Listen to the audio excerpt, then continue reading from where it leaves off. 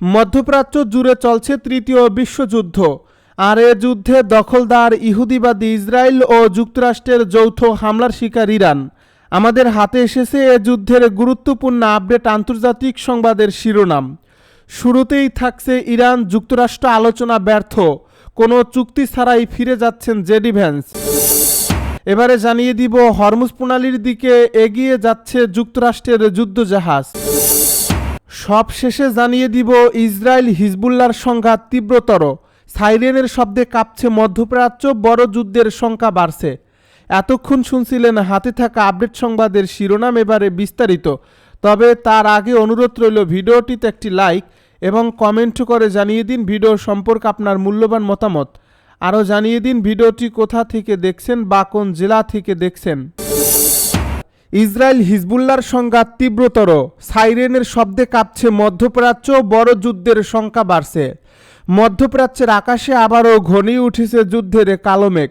একের পর এক পাল্টা হামলার ঘটনায় পরিস্থিতি দ্রুত জটিল হয়ে উঠছে, আর সেই উত্তেজনার কেন্দ্রে রয়েছে ইসরায়েল ডিফেন্স ফোর্স এবং লেবানন ভিত্তিক শক্তিশালী সশস্ত্র গোষ্ঠী হিজবুল্লাহ।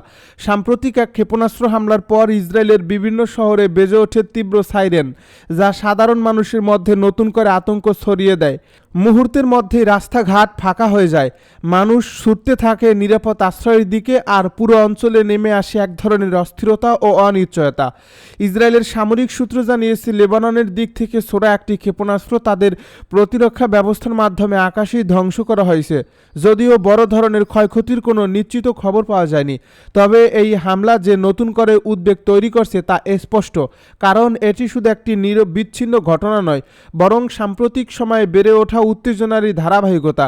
বিশেষ করে সীমান্তবর্তী এলাকাগুলোতে মানুষের দৈনন্দিন জীবন ইতিমধ্যেই বিপর্যস্ত হয়ে পড়ছে। অন্যদিকে হিজবুল্লাহ দাবি করছে তারা ইসরায়েলের উত্তরাঞ্চলের একটি গুরুত্বপূর্ণ সামরিক লক্ষ্যবস্তুতে আঘাত হানার উদ্দেশ্যেই এই হামলা চালিয়েছে। তাদের ভাষ্য অনুযায়ী এটি ছিল ইসরায়েলের সাম্প্রতিক বিমান হামলার প্রতিশোধ, আর এর আগে লেবাননের বিভিন্ন স্থানে ইসরায়েলি বিমান হামলায় বহু হতাহতের খবর প্রকাশিত হয়, যা পুরো অঞ্চলে ক্ষোভ ও উত্তেজনার জন্ম দেয়। সেই প্রেক্ষাপটেই এই পাল্টা হামলা সংঘটিত হয়েছে বলে মনে করা হচ্ছে। পরিস্থিতি আরও জটিল করে তুলছে ইসরায়েলের পাল্টা প্রতিক্রিয়া। দেশটির প্রতিরক্ষা মন্ত্রণালয় জানিয়েছে তারা হিজবুল্লাহর একাধিক রকেট উৎক্ষেপণ কেন্দ্র লক্ষ্য করে হামলা চালিয়েছে এবং সেগুলো ধ্বংস করার দাবি করছে। এর ফলে সীমান্ত জুড়ে সংঘর্ষ আরও তীব্র আকার ধারণ করছে। প্রতিদিনই নতুন করে হামলা, পাল্টা হামলা এবং উত্তেজনার খবর আসছে, যা পুরো মধ্যপ্রাচ্যকে আবারও এক অনিশ্চিত ভবিষ্যতের দিকে ঠেলে দিচ্ছে। বিশ্লেষকেরা বলছেন বর্তমান পরিস্থিতি অত্যন্ত নাজুক। একদিকে যেমন সামরিক সংঘর্ষ বাড়ছে, অন্যদিকে কূটনৈতিক পর্যায়ে বিভিন্ন দেশ পরিস্থিতি শান্ত করার চেষ্টা চালিয়ে যাচ্ছে। তবে এখন পর্যন্ত কোনো দৃশ্যমান অগ্রগতি নেই, বরং প্রতিটি নতুন হামলা পরিস্থিতিকে আরও জটিল করে তুলছে। আন্তর্জাতিক মহলেও এই সংঘাত নিয়ে উদ্বেগ বাড়ছে, কারণ এটি যে কোনো সময় বৃহত্তর আঞ্চলিক যুদ্ধে রূপ নিতে পারে। ইসরায়েলের পক্ষ থেকে জানানো হয়েছে তারা এই হামলাকে সরাসরি জাতীয় নিরাপত্তার জন্য হুমকি হিসেবে দেখছে এবং ভবিষ্যতে আরও কঠোর জবাব দেওয়ার প্রস্তুতি নিচ্ছে। ইতিমধ্যেই দেশটির সামরিক বাহিনীকে সর্বোচ্চ সতর্ক অবস্থায় রাখা হয়েছে। বিশেষ করে উত্তর সীমান্ত এলাকায় নজরদারি এবং প্রতিরক্ষা ব্যবস্থা আরও জোরদার করা হয়েছে। সাধারণ নাগরিকদের জন্য নিরাপত্তার নির্দেশনাও জারি করা হয়েছে, যাতে জরুরি পরিস্থিতিতে দ্রুত সাড়া দেওয়া যায়। এছাড়া ইসরায়েলি কর্মকর্তারা ইঙ্গিত দিয়েছেন প্রয়োজন হলে তারা লেবাননের অভ্যন্তরে আরও গভীর ও বিস্তৃত সামরিক অভিযান চালাতে পারে।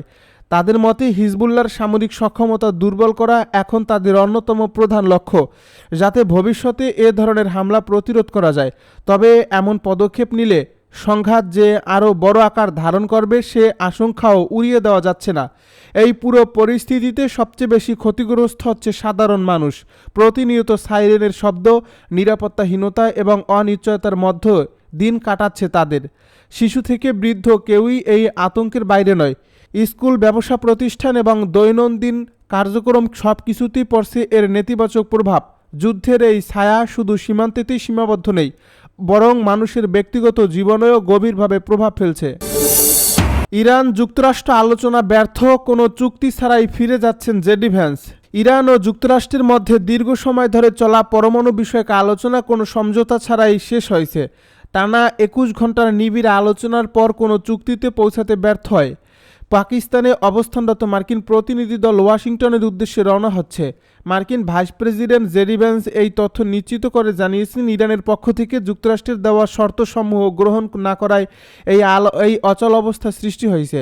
যুক্তরাষ্ট্রের ভাইস প্রেসিডেন্ট জেডি ভ্যান্স গণমাধ্যমকে জানান, পাকিস্তান সরকারের আতিথেয়তায় দুই দেশের প্রতিনিধি দল দীর্ঘ সময় ধরে গঠনমূলক আলোচনা চালিয়েছে। আলোচনার এই ব্যর্থতার জন্য আয়োজক দেশ পাকিস্তানকে দায়ী করা যাবে না বলে উল্লেখ করেন তিনি।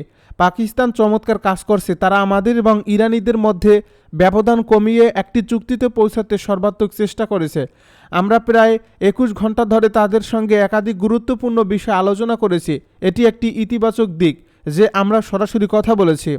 তবে সমঝোতা না হওয়াকে যুক্তরাষ্ট্রের চেয়ে ইরানের জন্য বড় দুঃসংবাদ হিসেবে দেখছেন ভাইস প্রেসিডেন্ট। তিনি স্পষ্ট করে বলেন, দুর্ভাগ্যজনক বিষয় হলো আমরা কোনো চুক্তিতে পৌঁছাতে পারিনি। এটি যুক্তরাষ্ট্রের চেয়ে ইরানের জন্য অনেক বেশি খারাপ খবর। আমরা আমাদের রেড লাইন বা চূড়ান্ত সীমার বিষয়ে স্পষ্ট ছিলাম। কোন বিষয়ে আমরা ছাড় দেব এবং কোন বিষয়ে দেব না তা তাদের পরিষ্কারভাবে জানিয়ে দেওয়া হয়েছিল, কিন্তু ইরানি পক্ষ আমাদের শর্তগুলো মেনে না নেওয়ার সিদ্ধান্ত নিয়েছে।